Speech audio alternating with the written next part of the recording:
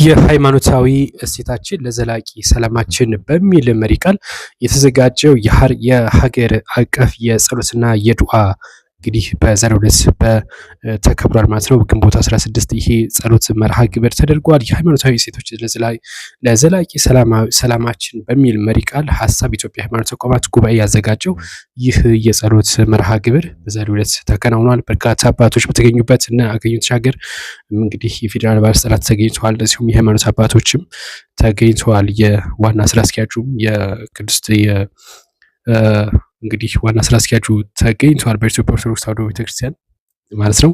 እንደዚሁም ከሌሎችም የሃይማኖት ተቋማት የተገኙ አሉ። በዚህ ታላቅ ሀገራዊ መርሃ ግብር ላይ ኢትዮጵያ የሃይማኖት ተቋማት ጉባኤ አባል ቤተ እምነቶች ሁሎችም ተገኝተው እንግዲህ ጸሎት አድርጓል የተባለው ምክትል ጠቅላይ ሚኒስትር ማዕረግ የዲሞክራሲ ስርዓት ግንባታ ማሳወሪያ ምክትል ኃላፊ የብልጽግና ፓርቲ ምክትል ፕሬዚዳንት አደም ፋራ አገኘሁ ተሻገርም ጭምር እንደተገኙበት የተነገረው እና እንግዲህ ጸሎት ጸልየዋል ማለት ነው። ጸሎቱ ይስማል ነው።